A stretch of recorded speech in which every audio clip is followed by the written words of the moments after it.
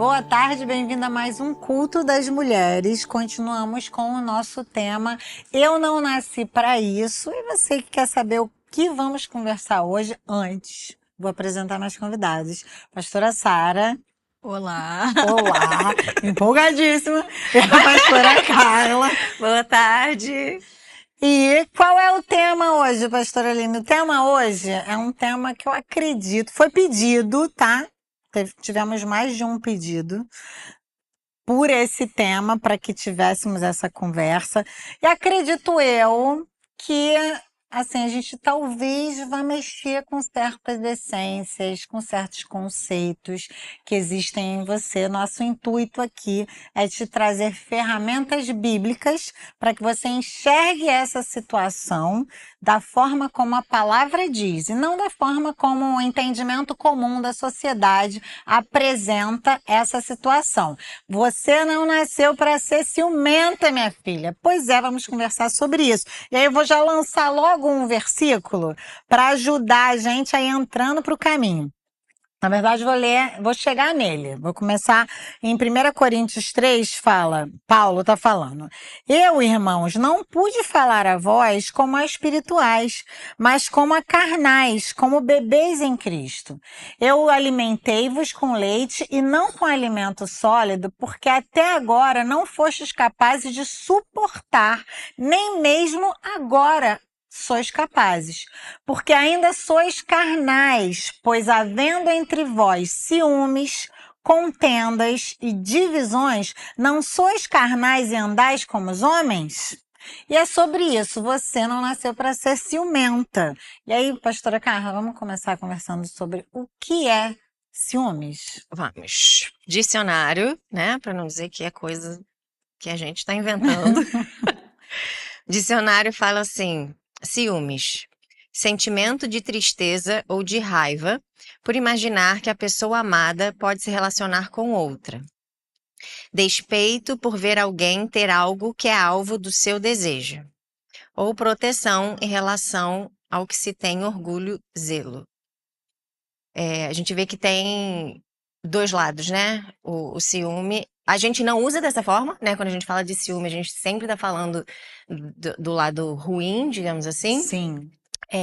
Mas existe essa questão de dizer que o zelo, né? Ele pode ser, e a gente vai entender aqui bem, né, na nossa conversa, essa diferença do que é o zelo e do que é o ciúme que a gente chama de ciúmes. Sim. Mas existe essa questão, a gente não vai entrar, né, muito nesse fato, mas acho que vale a gente mencionar, até porque é algo que a Bíblia fala na questão que diz que Deus tem ciúme da gente, né? Sim. Então eu acho válido a gente mencionar que existe essa diferença, para depois de tudo que a gente vai falar aqui, ainda não haver um questionamento de, mas tá falando que Deus tem ciúme da gente. Sim. Né? E fazer essa Então, comparação. eu também posso ter ciúme, né, do meu cônjuge, dos meus Não é amigos, dos errado. meus irmãos, né? Porque não é errado. E eu acho que é justamente essa questão da abordagem, né? A motivação, eu acho que é a grande questão que é importante para que você consiga balizar. Uma coisa que me chamou a atenção lendo sobre os ciúmes é que quando o ciúme perde esse lugar de zelo, no sentido de querer proteger uma relação, um cuidado, né? Ter cuidado para que aquela relação permaneça, continue, que era no caso de Deus, né? Quando Deus tinha zelo e ciúmes do povo, quando mencionava isso, é que ele não queria que o povo perecesse. Ele queria continuar sendo aquele que era o Senhor sobre o seu povo, aquele que governava o povo, porque ele é bom. E todas as vezes em que o povo o rejeitava e preferia outro a ele, causava esse zelo de, caramba, eles vão se dar mal lá na frente. Eu quero protegê-los desse possível mal. Esse é um aspecto. Mas o aspecto de ciúme que eu li no texto de Paulo aqui, né, de 1 Coríntios, e que a gente vai ver em outras passagens bíblicas, quando fala do ciúme, é um ciúme que ele tem consequências malignas. E aí fica fácil pra gente entender que o ciúme não é bacana, né? Porque o ciúme aqui fala que se você ainda tem ciúme contenda e divisão, não sois carnais, né? Então o ciúme normalmente ele vai vir com uma discussão depois. Sim. Normalmente vai vir uma divisão depois. A gente vai ver o texto de Cantares, né? Quando fala de ciúme, fala que os ciúmes são duros e cruéis, assim como a sepultura. Sepultura fala de morte. Então, o ciúme vai levar à morte, vai levar a um distanciamento. A morte, na Bíblia, quando o homem morreu, né, depois de ter pecado, ele morreu fisicamente? Não, ele deixou de ter contato, ele deixou de ter acesso. E esse ciúme pernicioso, né, problemático, que a gente quer abordar aqui, que eu creio que é o que as pessoas sugeriram e queriam ouvir, né, é esse ciúme que vai gerar problema, que vai gerar comportamentos limitadores, que vai fazer com que as pessoas não sejam livres para se relacionar. Você tinha feito umas observações que eu achei legal. Porque na verdade quando a gente fala de ciúme, quando a gente fala eu tenho ciúme, a gente não entra por um lugar de zelo, a gente entra num lugar exatamente nessas definições que você estava falando. Que é justamente como eu não nasci para ser ciumenta, então é algo ruim. A gente não tá levando pro lado bom. Porque no lado bom, geralmente a gente fala, tô preocupada, eu tô com zelo, eu quero cuidar, eu quero proteger. Eu não falo, eu tenho ciúme, por isso que eu tô cuidando. Exato. Eu tenho ciúme, por que você tá falando com o outro? Eu tenho ciúme, por que você fez aquilo, agiu dessa forma com o outro e não foi comigo? Então eu vejo que quando a gente fala de ciúme, uma palavra que me chama muita atenção é a insegurança. E aí ela vai para dois caminhos. Você tem uma insegurança do seu lugar na vida do outro, do seu valor,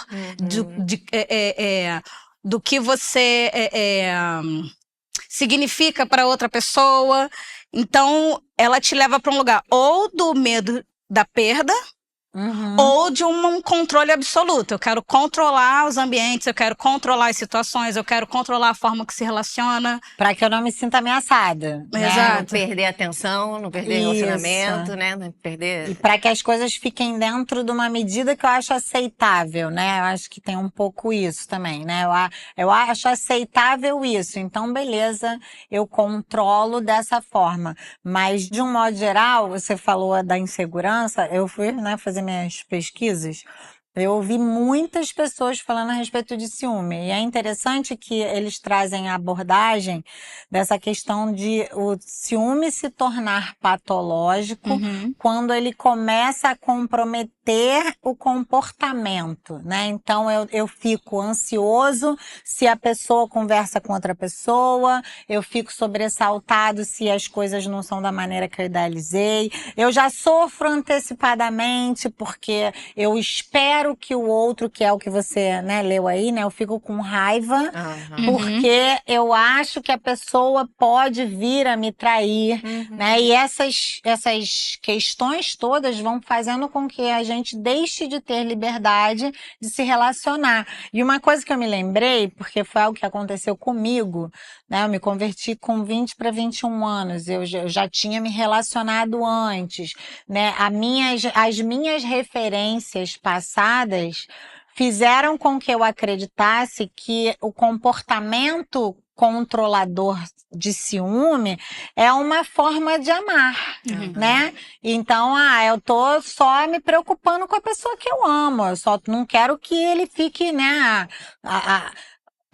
aberto a ser, né, atacado por qualquer pessoa. É cuidado, é zelo. E acaba que a gente vai assumindo um lugar de querer controlar as circunstâncias e o outro porque a gente tem inseguranças, né? Então, eu quando comecei a me relacionar com o Ricardo, automaticamente eu reproduzi o padrão dos relacionamentos que eu tive antes, né? As minhas experiências anteriores. E as minhas experiências anteriores ou foram referenciais no fato de conhecer pessoas que o outro traiu porque, né, houve como na cabeça da gente, o outro deu um mole de não guardar bem o que era seu, e aconteceu também, no caso do meu relacionamento especificamente, que existia um controle para evitar problemas, né? Então, o meu ex-noivo, ele tinha o costume de controlar com quem eu falava, onde eu ia.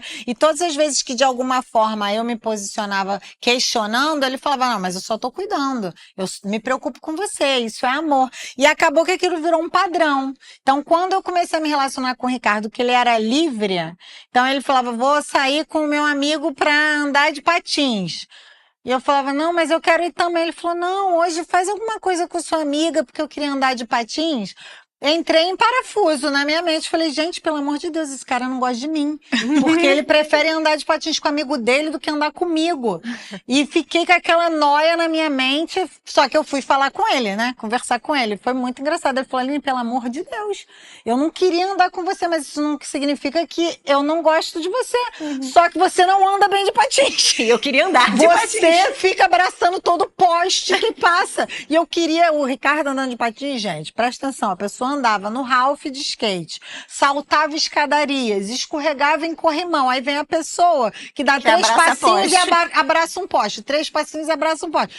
Traumatizante, né? E aí ele foi desconstruindo na minha mente. Ele falou, Aline, não tem nada a ver uma coisa com a outra. É engraçado como às vezes o ciúme faz as pessoas interpretarem as situações de maneira errada, né? Com outro filtro, né? Sem ser o da realidade. E a palavra fala o quê? Aí ele falou, isso não quer dizer que eu gosto ou não gosto de você. Isso só quer dizer que naquele momento eu queria ter um tempo com o meu amigo fazendo uma coisa que eu gosto que não dava pra fazer com você porque você não consegue. Mas isso não gosto de você. Você precisa mudar a sua cabeça. E fiquei em parafuso. Fui orar, falar, ele tem razão no que ele tá falando, mas dentro de mim não tinha lógica, né?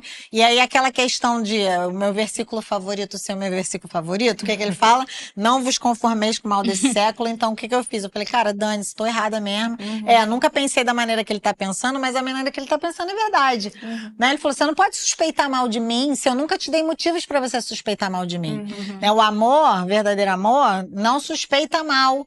E eu falei, é verdade, né? Aí a gente vai ver em 1 Coríntios 13, não fala apenas isso, não suspeita mal. Não suspeita mal e não arde em ciúmes.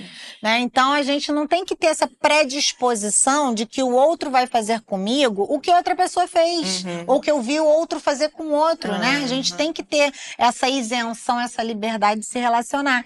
E o que aconteceu comigo fui pro Senhor, falei, Senhor, tem razão o que ele tá falando, mas dentro de mim é esquisito, né? Porque não era assim que eu funcionava e tal.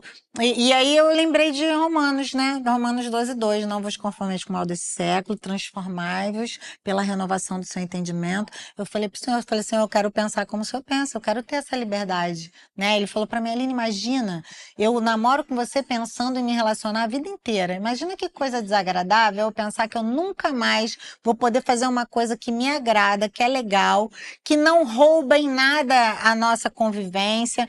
Pelo contrário, porque eu satisfeito de fazer uma coisa que eu gosto, eu vou ficar mais feliz ainda da gente estar junto. Imagina eu passar uma vida inteira privado de fazer uma coisa, porque você vai ficar ciumada que eu tive um tempo com o meu amigo que eu não tive com você. Isso não faz sentido ali, né? Para a vida inteira. E aquilo foi renovando minha mente, meu entendimento, meu coração foi acalmando.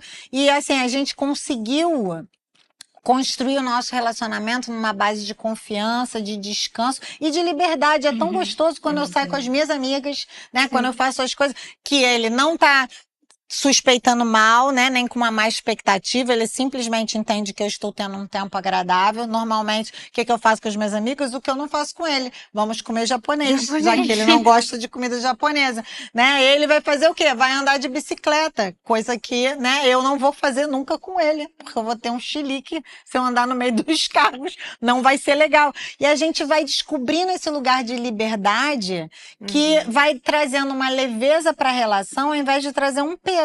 Né? A morte, uma separação. Às vezes a gente vê pessoas, por exemplo, que se relacionam com outro que é ciumento, eles não querem nem contar as coisas, porque se eu contar vai virar um problema. É verdade. Né? Então essas limitações, tanto em uma ponta quanto na outra, vão apontar para esse pecado, porque para mim o pecado está em limitação de comportamento. Eu me preocupar é uma coisa, né? Como a Sara falou.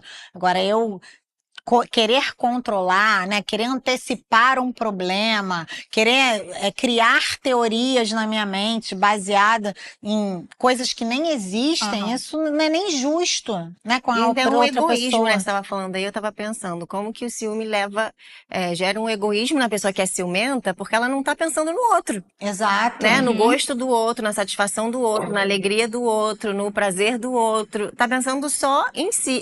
Eu tanto não quero perder. Sim. Que eu quero controlar com todas as minhas forças para tudo acontecer do meu jeito, não importa se ele vai estar feliz ou não. Exato. A pessoa não, né, assim, não tá, obviamente, pensando dessa maneira, mas é. E vai estabelecendo padrões para o outro se comportar de aprisionamento, né? Sim, a pessoa igual, não você é vai nem botando, livre. você tá falando de comportamentos limitadores e tudo, o que eu vejo é tipo, você vai usar uma palavra talvez forte, mas oprimindo a pessoa, vai colocando ela dentro de gaiolas, de prisões mesmo. Ela começa a se controlar no que ela vai falar, em como ela vai falar, como ela vai se vestir. Ela não pode ser ela. Não pode ser livre. Exato. E exatamente para a liberdade, Cristo nos libertou. Eu costumava dizer, assim, logo depois que a gente começou a se relacionar e tal, e as pessoas vinham perguntar, como que é o namoro, aquelas coisas, né? E eu falava, gente, eu sou eu.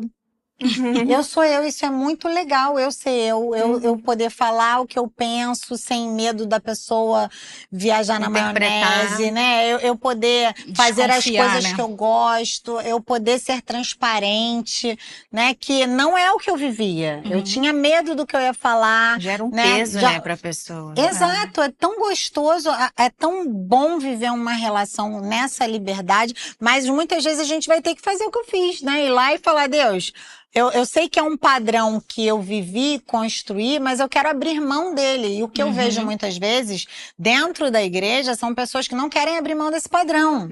Então, às vezes, olham para a relação da gente e falam assim, eu queria ter um relacionamento igual o seu, mas não age com essa liberdade, nem dá essa liberdade pro outro, né? Traz as suas mais experiências na bagagem e faz com que essa bagagem se torne um peso para a relação de hoje, né? Não tem há pouco tempo, a gente deu exemplo aqui nos bastidores, a pessoa tem ciúme do cônjuge dar risada da piada de outra pessoa.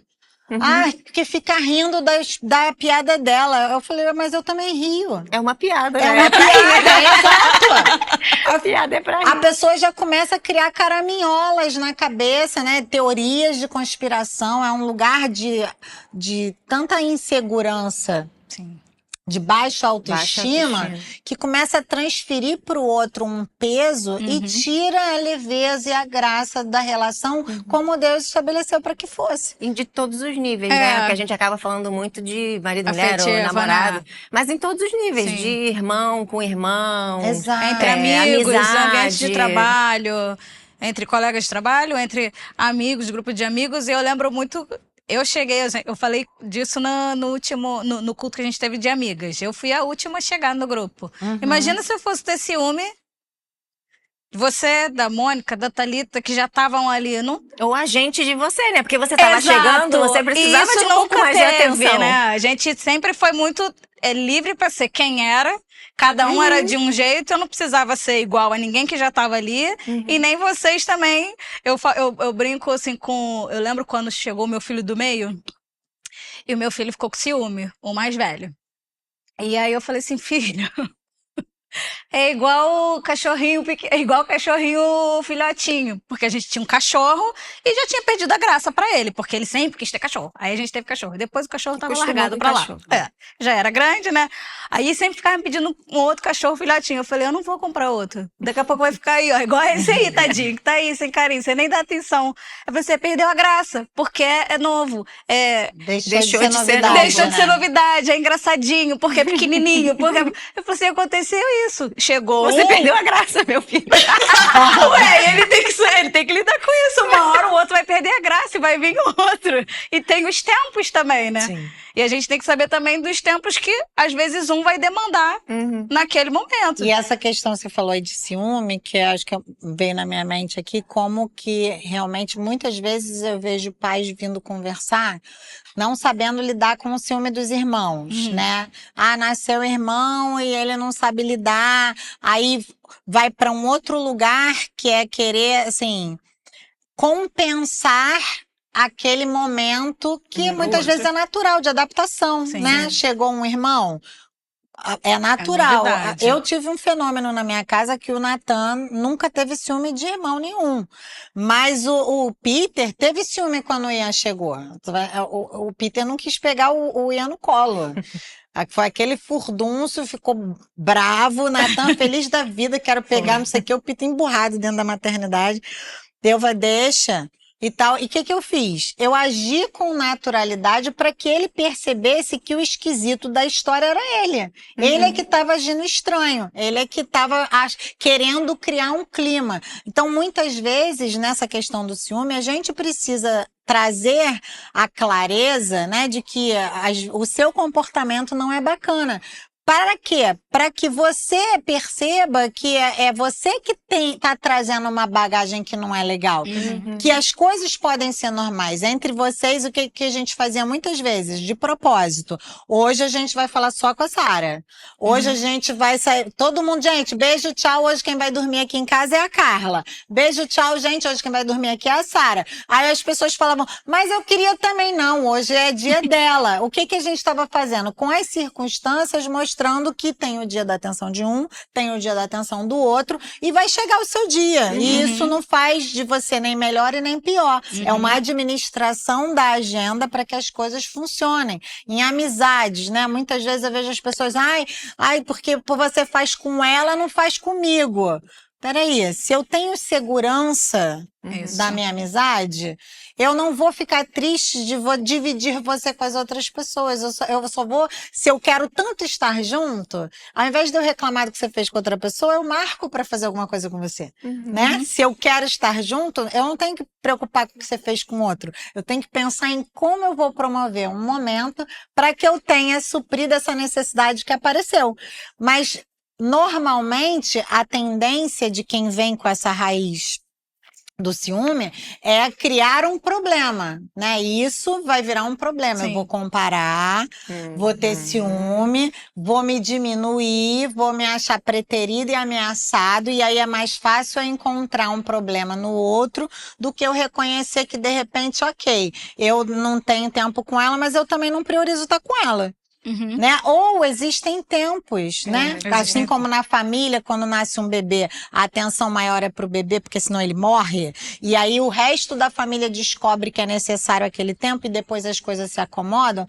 Nas amizades também, né? Muitas vezes eu falo para as pessoas, as minhas melhores amigas, que são vocês, a Mônica, eu convivo com vocês muito menos do que eu convivo com outras pessoas. Por quê? Porque vocês estão maduras fazendo a obra que Deus pediu para vocês, eu tô fazendo a minha, você tá fazendo a sua. E se a gente priorizasse a gente mais do que o reino, a gente estaria sendo infantil, né? Verdade. Imatura. Então eu não tenho que ter problemas com isso. Eu tenho que, uma vez que eu sinto falta, né, uma vez que eu gostaria, então eu é que arrume uma maneira de conciliar para que isso aconteça, mas não gere um problema disso, né? Um desconforto. Exato. E aí fica de cara feia, aí fica com cobrança, aí fica com crítica, aí começa a suspeitar mal, aí começa tudo por essa ótica, essa voz, vamos dizer, rejeição. Sim, sim. Aí você já entra para um outro lugar, que já não é o tema.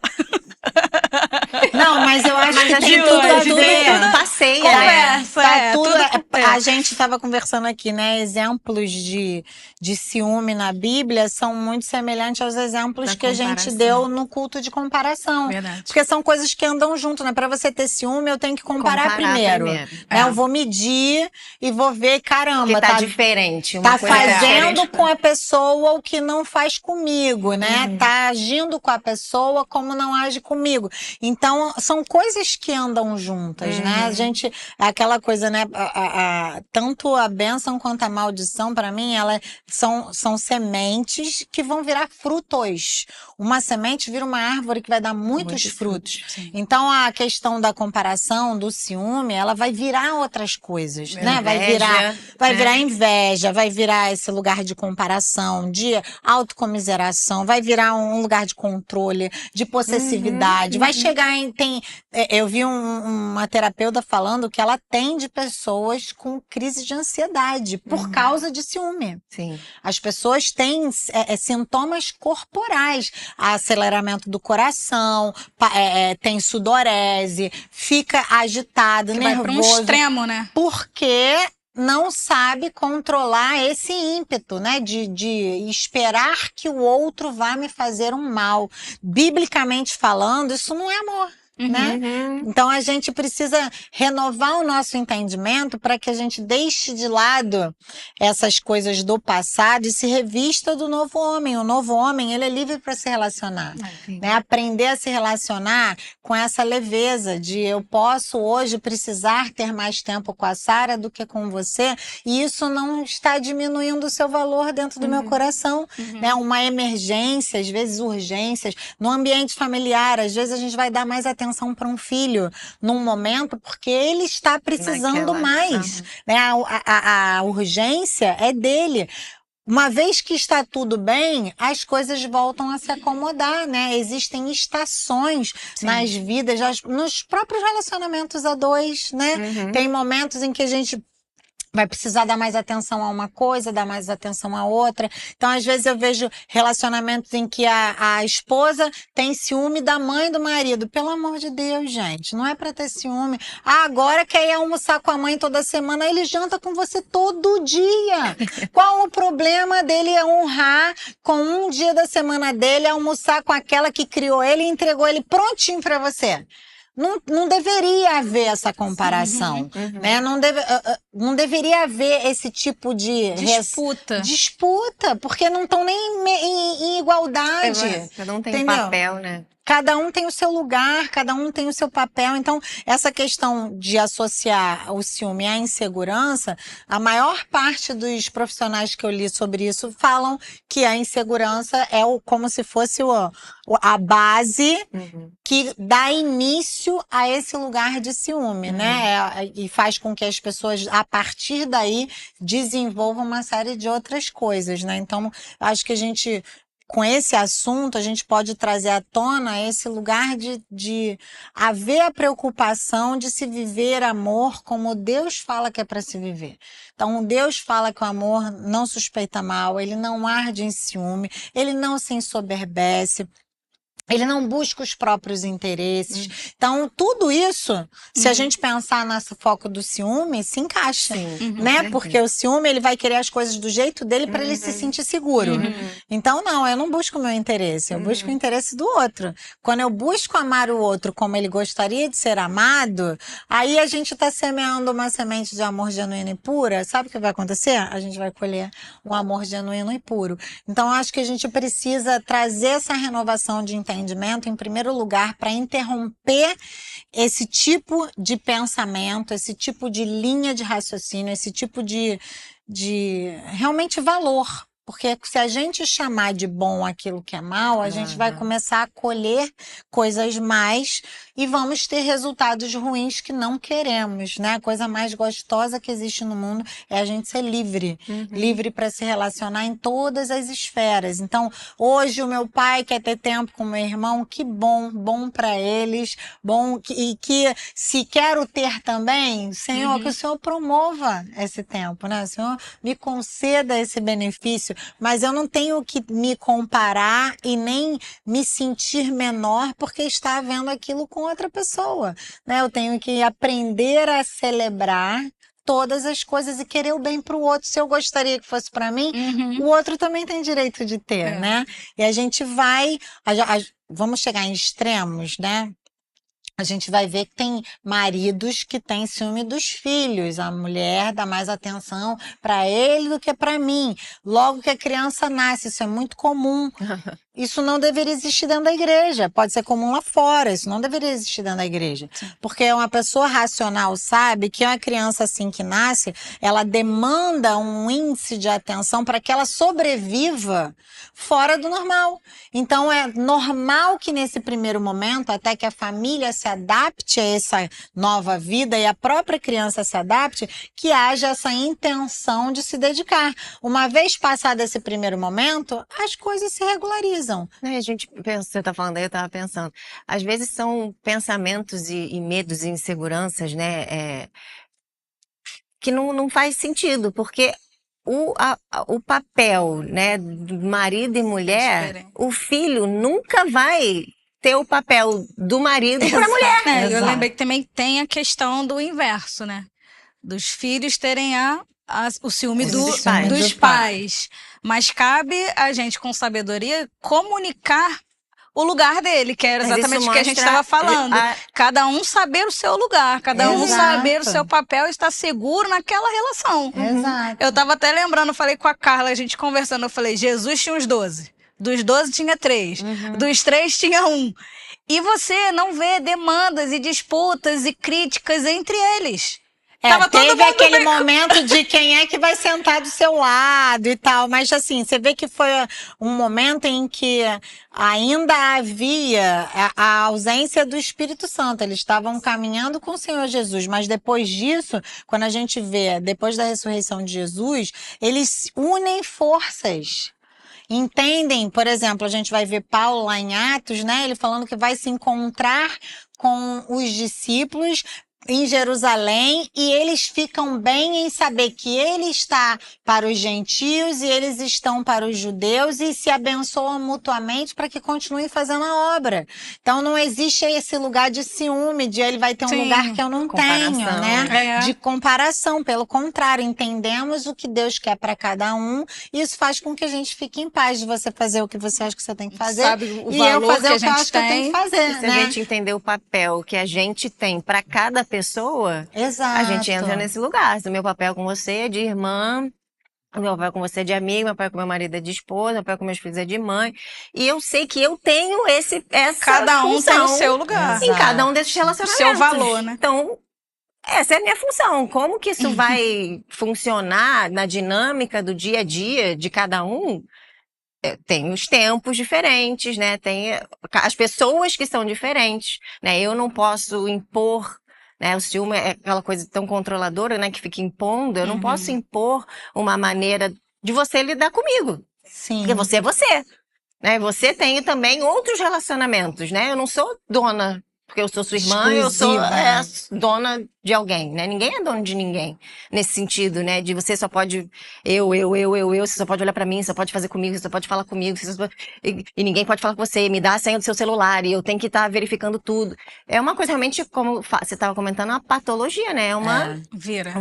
Vira uma doença. A pessoa não consegue controlar, mas a partir do momento que a gente sabe, tem essa consciência do meu papel, a minha função em cada relacionamento, eu tenho essa segurança, a gente consegue conviver com todo mundo de uma maneira livre, né? E agradável para todas as pessoas, né? Não fica esse Exatamente. peso, essa dificuldade para ninguém. Eu acho que a gente que é mãe, a gente consegue saber bem isso, porque a gente fala assim, a gente tem filho, cada filho tem um papel, cada Tem filho seu tem lugar. o seu lugar. E independente de serem diferentes, o amor é o mesmo. Acho que a gente consegue Captar melhor. eu acho. Sejam mães. Gerem filhos. Mas você falou um negócio que o Ricardo Não é? sempre fala. Ele fala, eu abri o meu entendimento da paternidade de Deus depois que eu me tornei pai. Eu Sim. sabia, mas a experiência daquilo virar verdade Sim. dentro do meu É coração um outro- foi quando eu me tornei pai. Né? Então, a gente ter filhos espirituais ajuda muito, obviamente, né? Muita coisa não era novidade, mas aquela experiência de o seu fruto, né? E virar sua responsabilidade. O que ele vai se tornar, quem ele vai se tornar, como ele vai experimentar o mundo. Tudo vai passar por mim, vira uma chavinha, né? Dentro da gente. Então, realmente, né, vamos estimular. A palavra fala, né, para crescer e multiplicar, vamos multiplicar. Para você conseguir captar bem essa mensagem. Só para a gente não deixar de mencionar, para que fique claro que de fato o ciúme não é algo bacana, né? A gente vê lá também quando a palavra fala em Gálatas 5 sobre os frutos da carne, né? Menciona que o ciúme está lá no meio, Deus, né? E junto com o ciúme estão várias outras coisas que a gente vai ver em outras passagens, contendas, discussão, facção. Então, se vai virar algo que vai gerar separação, talvez você não consiga fazer esse filtrinho, né? De, eu não sei se é ciúme, ou se é zelo, se é preocupação, fácil. Se aquilo que você sente faz com que o outro sinta-se oprimido, limitado, isso já é um sinal de alerta. Se aquilo que você sente gera em você raiva, fúria, né? Em Provérbios fala que o ciúme é a fúria do homem. Então, gera fúria em você, né? Gera em você uma limitação para se relacionar com outra pessoa. Isso também é um outro sinal de alerta. Se o ciúme gera em você morte, a ponto de você gerar um distanciamento, seja da outra pessoa ou seja da pessoa que causou ciúme em você, também é um alerta. Então, preste atenção. Primeiro lugar, nas suas motivações e segundo lugar, preste atenção no que vira, para que você saiba se é uma preocupação de fato ou se é o lugar do ciúme, e esse ciúme, se for, você precisa tomar cuidado, você precisa entregar para Deus. Pastora, mas a senhora não sabe, eu já fui muito traída na minha vida e é por isso que eu sou desse jeito. Eu quero dizer para você que se esse é o caso, você precisa aprender a entregar para o Senhor, para que Ele seja seu advogado, para que Ele lide com as situações. Não permita que as suas feridas do passado interfiram no seu relacionamento de hoje. Quando a gente traz bagagens do passado, normalmente a gente está trazendo sobrepesos desnecessários para o que a gente vive hoje. Há anos atrás eu conversava com uma pessoa, ela teve uma má experiência com a mãe de uma pessoa que ela se relacionava. O desejo dela era ter um marido que fosse órfão, para que ela não precisasse lidar com uma mãe ciumenta. Gente, isso é a prova de uma pessoa que carrega para o resto da vida algo que foi uma má experiência no passado. Não significa que vai ser assim para frente, mas essa expectativa de que pode vir a ser vai fazer com que você comece já a olhar para as circunstâncias dentro dessa ótica. Há anos atrás também uma pessoa falava para mim assim, ele é mamãezada, tudo é a mãe resolve tudo para ele, a mãe não podia falar que queria fazer uma comida pro filho, ela ficava chateada, ficava enciumada do filho falar que queria comer a carne que a mãe faz. Eu falava, pelo amor de Deus, ainda bem que ela faz a carne que ele gosta. Você sabe fazer a carne? Não sei, porque eu não gosto de cozinhar. Eu falei, então tá reclamando de quê, criatura? Ainda bem que tem uma pessoa que vai botar no estômago do teu marido aquilo que ele gosta de comer. Isso não é um problema, isso é uma bênção, isso é uma solução. Né? Mas a ótica do passado faz com que a pessoa tenha resistência até com aquilo que poderia ser bênção, né? Até com aquilo que poderia ser bacana, ser legal, né? Podia ser uma coisa... o Ricardo falou aqui de carne, o Ricardo amava a língua que a mãe dele fazia. Deliciosa realmente. Então, assim, eu vou falar, não, agora você tem que comer a minha língua. Não tem! Eu não sei fazer a língua igual a dela. Se fizer, vai ficar ruim. Se eu fizer, vai ficar ruim, vai piorar pra mim até, né? Vai falar, sua língua não é igual a da minha mãe. Não é mesmo, né? Então, que bom que ele comia a comida da mãe dele. Eu falava, vai lá, tesouro, vai dar atenção pra sua mãe, vai ter tempo com ela. Por quê? Porque eu sei quem é ela, eu sei quem eu sou. Quem vai dormir com ele todo dia sou eu. Quem vai ter a companhia dele diariamente sou eu. A mãe cuidou dele a vida inteira. Não merece ela ter um dia com ele, né? Para ter uma atenção exclusiva, para receber um carinho, né? Para fazer um carinho, inclusive, né? Porque muitas vezes, quando ele ia estar com a mãe, era pra mãe servi-lo. Olha que coisa fofa. Eu vou ter problema com isso? Mas comigo ele não almoça durante a semana. Amor, ele janta todo dia. A questão é a refeição. Vamos renovar o nosso entendimento pra gente conseguir ser feliz com as coisas que estão diante de nós. Quantas coisas ele faz com ela que não faz com a mãe. Exato. Marca um dia na semana, então. Vamos almoçar. Exatamente. Me leva pra almoçar, meu bem. Exato. Vamos facilitar a vida, né, dos outros. Gostaria muito que você fizesse comigo isso. Pronto. E marca. E seja feliz, né? Não arruma problema. Aonde não precisa haver, né? Eu penso que a vida de Deus, ela deveria vir para facilitar as nossas bases relacionais, não para complicar. Então, diante de Deus, quando a gente chega em uma situação relacional e a gente encontra uma limitação, eu acho que isso deve vir como um alerta para que a gente pare, enxergue, faça aquela sonda, sabe? Fala para o Senhor, Senhor, me sonda. Vê se tem em mim algum caminho mau e me guia pelo teu caminho eterno, porque o que Deus faz é bom, é eternamente bom. Então, se não tá bom, é porque tem alguma raizinha de pecado ali no meio, tem algo que precisa ser deixado de lado, tem algo que precisa ser entregado, talvez tenha algo que precisa se arrepender. Para quê? Para que se viva com a liberdade que Cristo nos chamou para que vivêssemos. Amém. Tem mais 500 mil coisas para falar, gente, mas já deu 40 minutos, tá? Pensei que ia ser assim, ó. Eu também. Rapidinho. Pareceu rapidinho, né, gente? Fala aí que pareceu só pra não me sentir mal. Mas é isso, eu acho que, pra encerrar, eu acho que a melhor resposta para que a gente viva o amor no formato que Deus estabeleceu para que fosse, é que a gente viva o que a palavra fala. E a palavra fala em 1 Coríntios 13, além de o amor não se ensoberbecer, não suspeitar mal, não buscar os próprios interesses, também fala que a gente deveria lançar fora aquilo que é de menino, aquilo que é infantil, que é falar, pensar e agir como menino, e deixar as coisas de menino e seguir atrás daquilo que é perfeito em Cristo. E o amor, segundo Deus, ele é perfeito, ele é esse lugar de descanso, é esse lugar de realmente sentirmos-nos afirmados nas relações e não diminuídos. Então, se existe isso no seu coração, em primeiro lugar, sonda se é algo seu, porque normalmente é algo nosso.